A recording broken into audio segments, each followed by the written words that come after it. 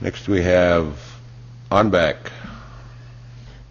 Mr. Chair, I would also ask if the committee would also consider the item that's on the second page of our agenda regarding veterans, the travel request to attend the Code Talker event.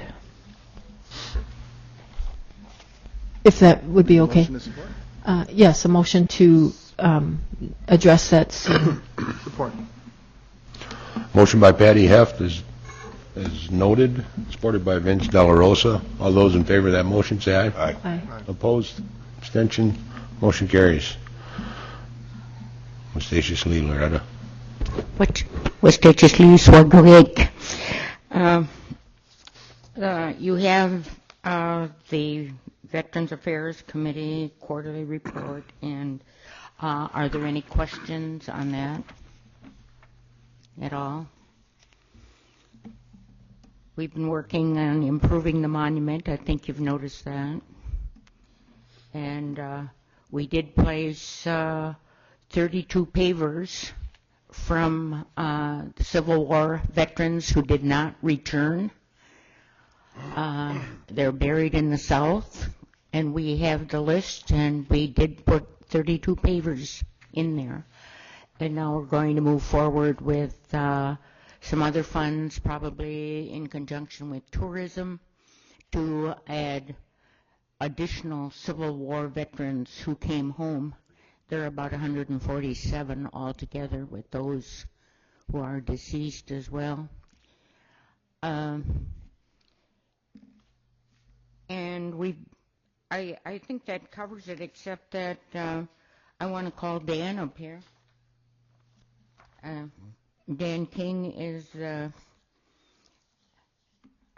we call him commander of the Wisconsin Indian Veterans Association, but he insists he is not the commander, but he's in charge. So, and that has to do with the travel request. Morning, Dan. Mr. Chair, I'd make a motion to accept the report. Motion by Patty Heft to accept the ONBAC report, supported by Melinda Danforth. All those in favor of that motion say aye. Aye. Aye. Opposed? Abstentions? Motion carries. And then this would take us then to the travel request on the second page, 1 and 2. The first request is initially a request to add 2 more travelers to the group that will be attending this event. But in doing so, ONVAC had gone through the Finance Committee, and you'll see their discussion in the minutes that they handed out today regarding this item, so it was moved up here. Spending for this event has been put on hold because of the cost containment resolution that we adopted, and we are being asked to make a procedural exception to that those cost containment rules for this event.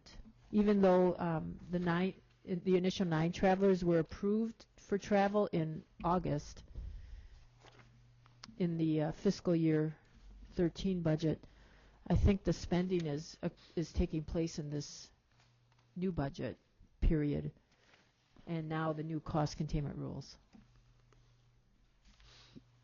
Mr. Chairman, the original 9 were the ONVAC board, and that was approved by the business committee.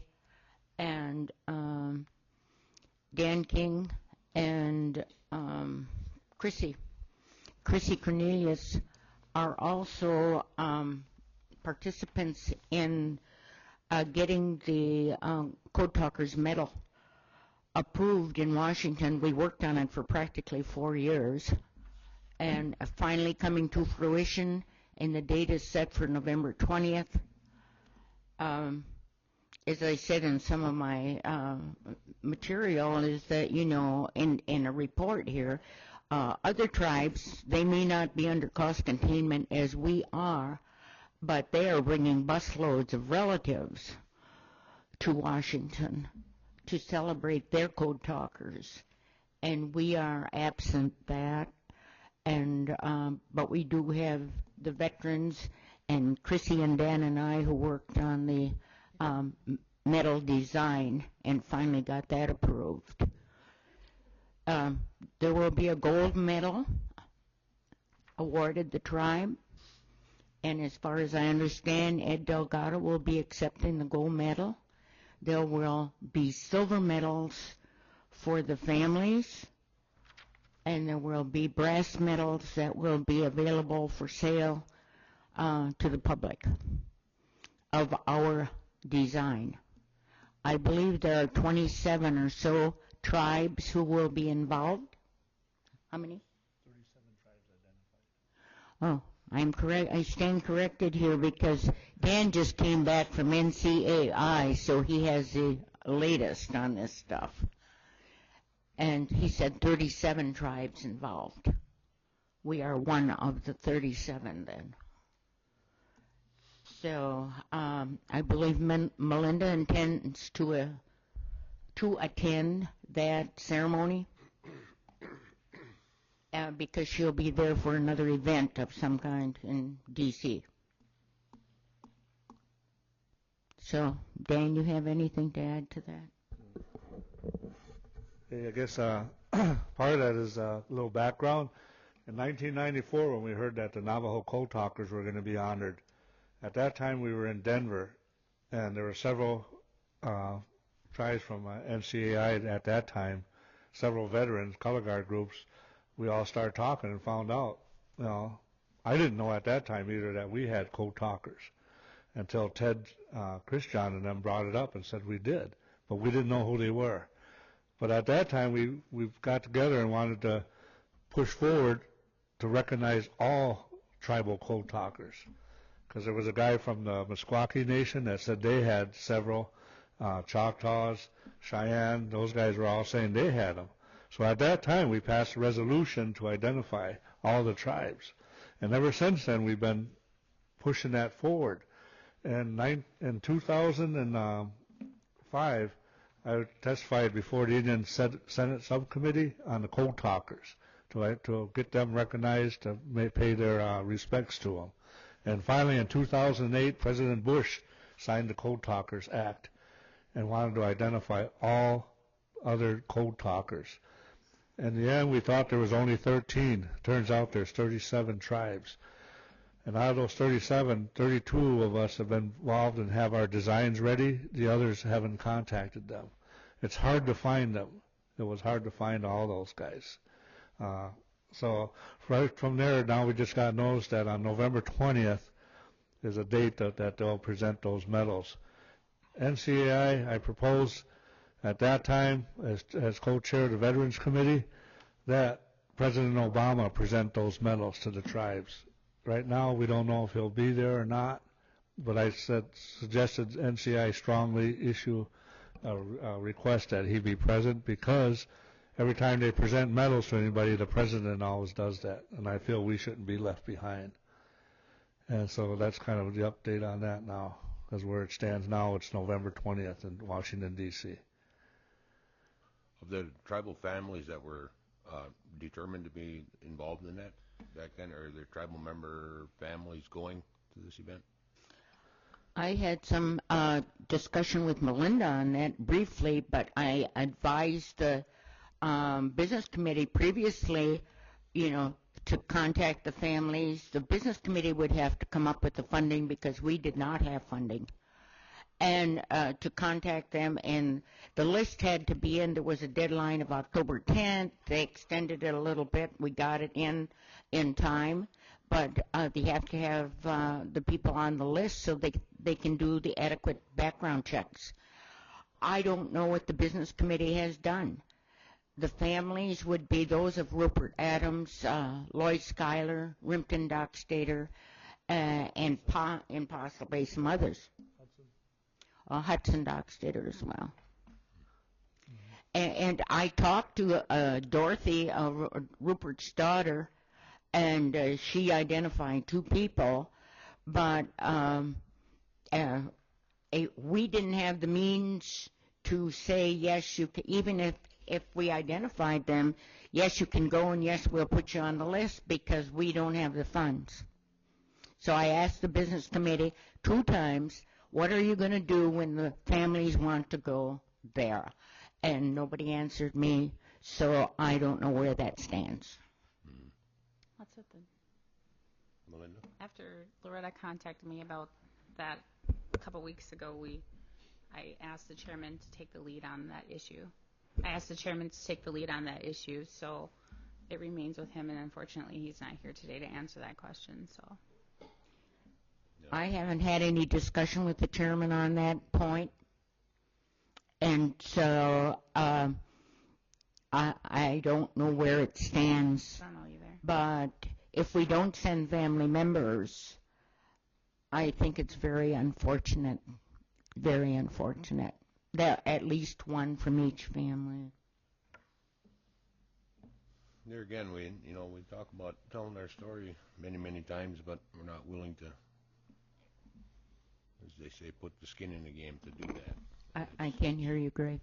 I say many times we talk about telling our story, but we aren't willing to put the funds into them opportunities to tell it at a national level, which is a shame.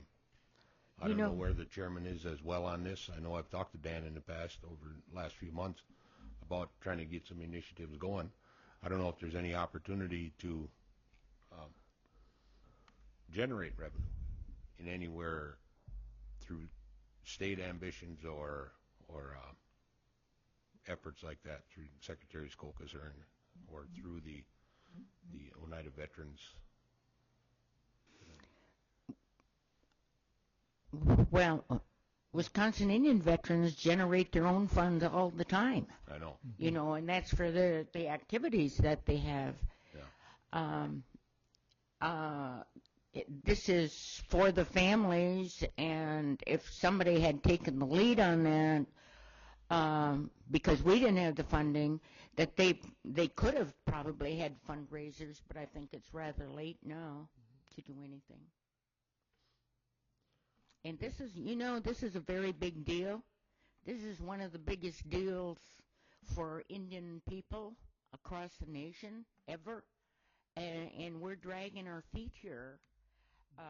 Sorry to say, but we'll have to carry the ball as best we can if you approve it. We're still under, procedural exception here. Patty? Mr. Chairman, I wanted to move the focus of this conversation away from how important the Code Talker event is and the fact that we're a part of it. I'm just going to make the statement that we all agree it's very important. The problem, though, is we're in a period where we don't have cash flow right now. We don't have the money to spend on a lot of things. So we have to be very careful about what we spend our money on from this day until, I think, toward the middle or end of November. So it's unfortunate, but ONVAC is proposing to send 11 travelers, and the chairman also wants to attend, so that makes 12 travelers. Councilwoman Melinda Danforth is going to be in the city already, but she will make 13 from Oneida at this event if approved. So rather than talk about how important the Code Talker event is, we need to talk about, if we want to do this, where will the money come from in order to do it? So that's what we need to talk about today. That's why they're here. I don't have any answers. We're going to need to hear from the CFO to tell us the status of where the funding will come from to pay for 12 people to go to Washington, D.C. And it's unfortunate. I'm sorry we're in this situation, but it's nobody's fault. It is what it is, and we'll have to make some choices about, do we fund this event over and then take funding away from something else during that period? That might be the choices that we might have to hear. So if we could talk about that, that would be, then we could get someplace on this issue, because it's a given. We all agree it's important, but how do we pay for it? Well, maybe we can get an update from the chairman who finally got here. Oh. We're talking about the Code Talkers travel. Request is for procedural exception to add 2 more travelers, but at the same time, the question is, under cost containment, where are we going with this? So, Mr. Chairman, what I was trying to lay out is we had spent the first part of this conversation talking about the importance of the event itself, and we all agree it's important. The problem we're in, though, is that we're in a period where we don't have cash right now to pay for some of these things outside of normal operations. So the decision that the business committee is being asked to make today is where to find the money in order to send 12 people to Washington, D.C. for this event. Larry?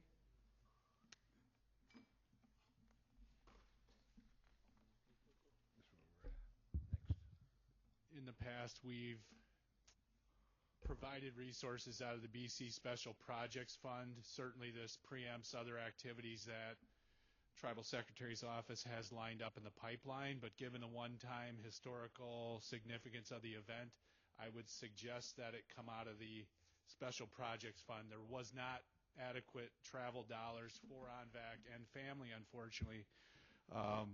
It was told, so the chair can respond, that he was to try to identify resources. I don't know if that's transacted itself, but as a plausible bridge to give consent to the veterans, albeit there's, I think, 14 going, some on other travel, that those that aren't going to attend on other travel be afforded travel costs per diem out of the BC Special Projects. And then if that's short at the end of the year, we'll try and address it as best we can. But again, given this one-time significance, I would suggest that's where that's where it's funded with the committee's endorsement. So, Thank you, Larry. Were you able to find anything or identify any resources on it at all? As far as I know, everybody's broke. It would have to come from there, except for any BC members that are going. I know I'm going, and it's coming out of my travel account. I am a veteran.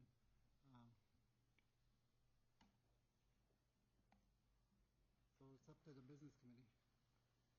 Larry provided us an avenue to get this done. It is a one-time event. I mean, it's a big event. Well, the other question is because I talked to you about this issue, your office said they would take the lead. So the other question is not only the travelers for the veterans, though, but the families that are supposed to be represented. So we were waiting for we were hoping that you had an update on where it stands because, Loretta had indicated that she had sent you emails previous to this, and then I talked to you about it. You said your office would take the lead. So I'm just wondering, do you have an update of where the families stand? Who's interested in going? Are we approving the families to go? I mean, are we paying for the families to go? Well, what would be a number, Loretta or Dan, of the family members? Well, I can add a little. I talked to Delphine Dockstader, that's Rimpton Dockstader's wife. Rimpton is a code talker. And she's not able to go. She is very, very ill. But Clifford Dockstader, who is an ONVAC member, so he would accept the family medal on behalf of Delphine, and she asked for that. I had contacted Leander Danforth and Lou Williams, who are also nephews of Ripton's, but neither one had responded adequately, so they're not being considered. But I did talk to Dorothy Skenador, and she wrote back on 2 emails that she and the brother Ron, I think, would be interested. But I sent that name over to Melinda, and that's as far as that has gone. Mike Hill was to have contacted Pauline Pauline is Onoge Lloyd Schuyler's wife, and he didn't get back to me. And Lloyd Schuyler's daughters live in Washington State, so that's almost impossible to coordinate that. So that's the update on the families as far as I know. I talked to Lloyd Schuyler's, one of his sister-in-laws that live in Washington, because she was asking me at NCI in Tulsa this week about where we're at. And she was going to get a hold of one of his daughters there. And they were going to contact the tribe, I guess. But I don't know how far that's going to go, because they both live in Washington. And so that's the only update that I had on his daughters. I did not contact anybody on behalf of Hudson Dockstader. His son Kevin lives in Seymour. Patty. Mr. Chairman, based on the estimate that we got from ONVAC for the initial 9 travelers and then the additional 2 plus the chairman, we're looking at about $14,000 as a estimate. Not sure if that's low or high based on, the most value that they can get on airline tickets and such. So $14,000 is a general ballpark now. And I don't know if we're going to add more travelers to this. I would say it's looking to be about a $20,000 activity. I would ask that we table this decision for about an hour until we get to the end of our agenda, and ask Loretta to work with, maybe somebody from your office, Mr. Chairman, and I can ask someone from my office to put together a budget and a proposal, including family members to represent the veterans who are part of being a code talker, and bring that back to us to decide what we want to do. Yes. That would be my proposal, because we're not going to get anywhere right now. There's some work that has to be done yet. Loretta and Dan, could you work with Diane? Mike is here now. Did you have something? Oh. Is my understanding, the veterans ONVAC is coming out of the veterans budget. So the additional are the folks that would be what Larry referred to. Was that budgeted for in FY13 or FY14? I think it's 13. Okay, we're in the FY14 budget. Yeah. We are in a new budget cycle. So if money was We not would- spent, if money We was would not have spent funds in a 14 budget for it. dedicated to this, those are the things we have to sort out. And the thing is, you may have budgeted for it, but we don't have the money. That's part of the problem. We have not, budgets are projections. We have to earn the money as we go. And because of the federal government shutdown, I think we still don't have the federal dollars in our budget yet. And the casino and our other enterprises that generate revenue are not meeting their projections. So we don't have the money. That's the thing. So we need to go and sort that out and bring that back so the committee can make a decision on what they want to spend money on, because something's got to give. And we're not arguing that this is an important event. I think we all agree. That's why we want to take a little more time today to figure it out. So it's not a matter of regardless of if it's in your budget or not. Right. It's a cash flow issue. I understand. We can barely hit payroll. Yeah. I mean, if I were to lose my job today, in my budget is my monthly mortgage payment. But if I don't have a job tomorrow, my mortgage doesn't get paid for. I have to earn the money as I go. That's the position that the tribe is in right now. And it's, and we all know that. We all know this is a serious situation. So we just need some time to sort through this and map this out on how it would be done. I can make it a little easier. I'll cover my own. I'll be on my own. Okay.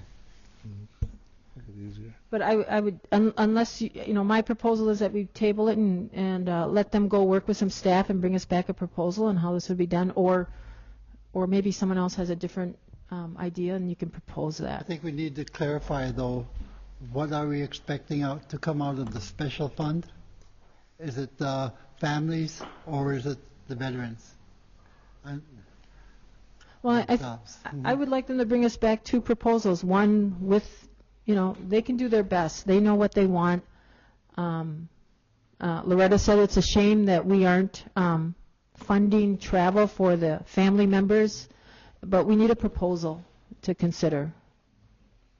She also said it was brought here quite some time ago, and the request was brought here twice. And Yeah, well, shame on all 9 of us then. So let's just get it done today. Could you work with Diane House? you got to know about it. You all knew about it. Yeah, we all knew about it. Yes. You knew about her request for family members. You knew all about this, every individual on this committee. So let's just not cast blame and start moving forward and figure out how to solve this problem. So, could we get a motion to table, and can you work with Diane to get a more distinct proposal together? With Diane Yeah,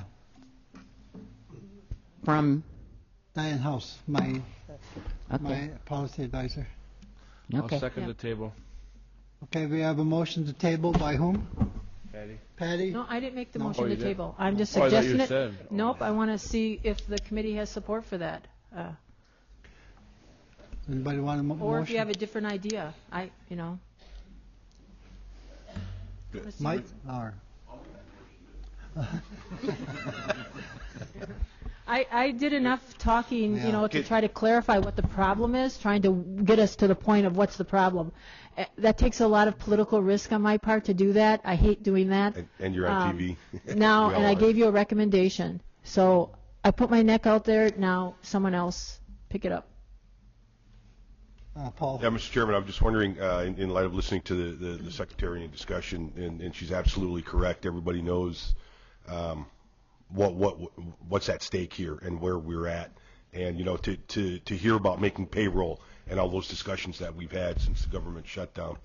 But Mr. Chairman, I'm wondering if we can defer it to the end of the meeting to allow Loretta and Dan to work with Diane and still yet somebody from the secretary's office, as opposed to tabling it, because whoever Robert is, rules of order, we're not able to discuss it until we take that from the table. So I would just ask that we defer it to the end of the meeting. Is that a motion? That's a motion. We have a motion. Do we have a second? Second by David. Brandon? I guess my compromise. I'm in agreement with that to find a solution, but my compromise would be to add the 2 additional travelers. But I'm as I discussed last time this was brought forward, I'm not in agreement with taking the families, because it doesn't sound like it's a coordinated effort yet, and we'd be Right. really struggling trying to get everyone to go. And I'm not going to be worried. so, I don't want to make it seem like, we're just leading you on so we can say yeah, or just so we can say no, once you get it all coordinated. And I just, a lot of family, everybody wants to go, and I think it's an important event, but I don't want to lead you on to make, to do something and then have us not approve it, because I just don't see it happening in by the end of the day. So but I'm in favor of just listening to it. I just don't want to be like. In response to that, on behalf of the family members, or because of the family members, it wasn't our prerogative to go and get them. I advised the business committee about that way back in July and August, and nothing happened. And I contacted them just to let them know that this was going on and they should contact you, because we didn't have the means. If we did, we would have gone ahead with it. So now, what are you telling us, that we are in charge of the family members? I would. Or yeah, what? I would say yeah. I would say you're the recipients. I would say yeah. You are in charge of your family members, and bringing a proposal to us would be upon, the members of the veterans and bringing it to us for a proposal so we can consider it in a more, I guess, coordinated effort. And that's all I'm really saying. It's really, we want family members. There's nothing really for us to really answer. Okay, we got Big Mike here, so things are going to change. Okay, we have a, I don't know, if we wait too long, you gotta do a background check on everybody, so we really can't be dragging our feet right now, because to give them enough time, to do the background check on everybody, so. Was there any discussion with the state representatives? That's a question I asked earlier. State Secretary Skokas. No. No, the state has nothing really to do. Yeah, we don't want the state to, but I think there again, it's an opportunity. They continue to tell our story to get the applause needed for them, the recognition of how they work with the state tribes. I've heard it at many of their outings. Conversation with them, I think, an opportunity to create a collaborative effort there. I have no idea. Maybe they're taking a bus there as well. And I thought back in July when we were beginning to get the discussion here, I thought it was being picked up by different members. So, Nancy. I just have some comments, and this is not, an issue against the veterans or what they're trying to do. My point is that this is the beginning of a new fiscal year, and I do read the business committee minutes, and every time I read them, there is a procedural exception in there for travel, for hiring, for all of these different issues that contain cost containment.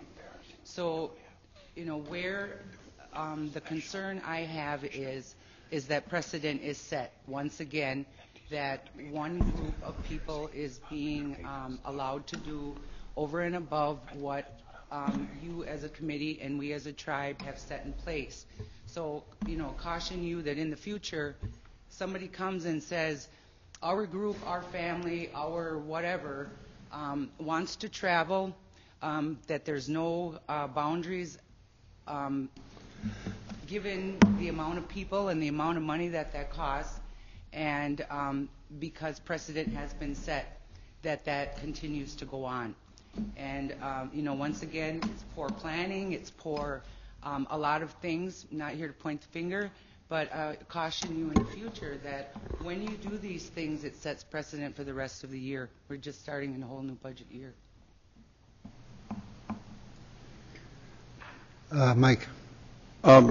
This thing is a very special. A lot of work was put in, and if we don't have a recipient or anybody from Oneida, I mean, that's just going to be really pretty embarrassing. I don't know what they would say, that we don't even have the respect.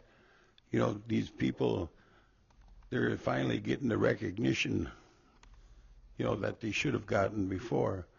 And I just think that if we don't have our people there, because they're, giving this special awards, I just think that just be kind of embarrassing, and just, I don't know.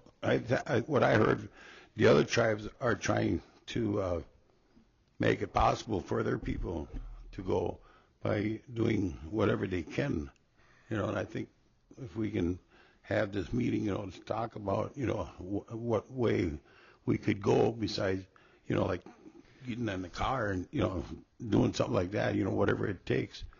But I think we should really try to make a bigger effort in giving these people the recognition that they deserve. So, and I know about this financial, the freeze and all that. I know, but there's got to be a way, to for us to represent Oneida. I think that's a very important recognition for our people. A lot of people didn't even know, like Sky was a code talker. A lot of these veterans, they never talked about a lot of things because, there's a lot of hurt inside of them for what, what they had to do, and they couldn't talk about it. They had to hold it in. They, I don't know how many years that they finally were permitted to talk. What did they do when they were in service? And, and it's kind of a shame. It's kind of like when Vietnam War, when we came home, how we were treated, So, I just want to, I hope you all can realize or know the importance, I think, is, in respect to our elders and to our veterans, that participated, and I think it's something that everybody should know about our veterans that went to war and they can't even talk about it, because it was really, really, really bad times, really was, and I think now it's a shame that they passed on, but still, for the family, I know if it was my son or daughter and they, got recognized, for that, that's something that's pretty proud,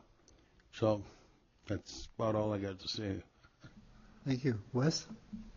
Yeah, I would encourage BC to allow these guys. It's an important ceremony, but also understand that once these medals are given, that there is a ceremony back here for the family. We just don't there's a ceremony in D.C., but I think it's relevant that other tribes are planning when they bring, because that is one of the medals is for a tribe. It's given not just to the chairman, it's given to the tribe along with the family. So hopefully there is something set up when they do come back. But I think it's important to have a strong delegation out there. It's one of them things that happens once in a lifetime. And so I would encourage, if the family can go, fine, but hopefully there is a follow-through with some type of ceremony here. Business Committee, any more discussion? We do have a motion to defer towards the end of the meeting.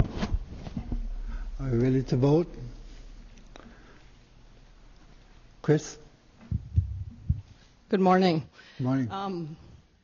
I'd like to take a minute to recognize the Veterans Affairs Committee and Loretta Metaxen and Rick Hill. Rick Hill appointed myself and Loretta Metaxen as a liaison on this project in 2010. The veterans and the liaisons worked very hard on this project. I think at least they should be able to go and finish this project out in support of the project, and we should make some exceptions. I've been out to D.C. twice as a liaison. I put in countless hours on this project. We developed a great design to recognize our veterans and to recognize the Oneida Nation to the world, to Washington, D.C. I'm still going to go, whether you approve it or not. I believe I had the support of the chairman as a continued liaison. I got approval to attend, so whether you pay or not, I'm still going. But as a liaison, you should at least support those that you put in these positions. Thank you. Thank you. Loretta? Chrissy has done a lot of work, and she is the historian for the VFW, and the VFW requested that she be on this project, and therefore she was designated along with myself. Dan was added also to that, so the three of us had some input on all of this. Chrissy paid, when we went in July 24th, Chrissy paid for her own trip out of pocket. And she said, she just announced now that if she wasn't approved, she'd go paying out of pocket again. Thank you. Thank you, Mr. Chair. I just have one question. I understand the importance of this issue. I really do. But I believe Loretta had mentioned that there was 35 families or 35 code talkers. There are 37 tribes who will be receiving gold medals. Okay. And then how many actual Oneida code talkers were there? We can identify 4, but we believe there may be more that we haven't found yet. Okay, I was just wondering. So, I would encourage the business committee to allow those 4 families to be represented, an individual or 2 individuals from those families, because of the importance of it. You know, I know we're financially strapped, but this is something, like they had said, it's a once in a lifetime thing. I don't know if any of the present ONVAC members would be willing to give up their spot, so a family member from one of our code talkers could go. That might be some of the things that they discuss while this item is being deferred. Thank you. Brandon? Yeah, that's what we actually discussed last time this issue was up, and Patty was the one that actually brought it up and said we give 9 spots, and it'd be up to the members to determine who that is. So we're not really saying they can't go. We're just saying we have allotted 9 to go. So I think that's kind of the direction that we were going, and that's would be up to the members on how they would decide that. Before I recontact any family members, I'm going to have to contact the United States Mint, Betty Birdsong, and the other person that was designated to coordinate this to see if there's time to get them on the list. If there's not, then it's futile. But they may allow it. But we've passed 3 deadlines now for submitting the names so they can have background checks. That would be the same if we would add the families, though, correct? If we would have 9 and then include their families, because usually I've been through the background checks. You have to go through Homeland Security, FBI, Secret Service, and they just run your background. That's all they really do. And the 9 have been submitted. The 9 have been submitted. The family members have not, because of this misunderstanding here, or not acting on it.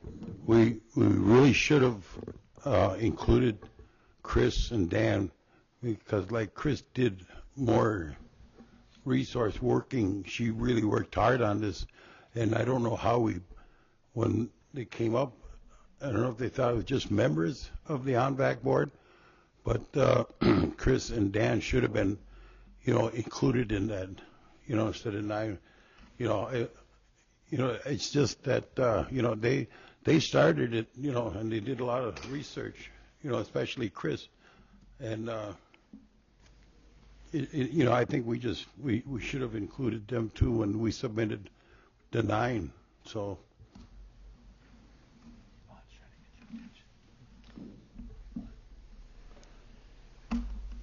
Okay, we do have a motion on the floor. Patty, could you repeat it? No. To defer to the end of the meeting. Okay. All those in favor of the motion, please signify by saying aye. Aye. Opposed? Abstained? Motion carries. Thank you. Chris, I would recommend if you have the time to go work I'll meet with you in the back of the room and explain to you what we need you to do in the next hour and a half. And hopefully she can either work with Diane or someone from your office or both of them. Okay.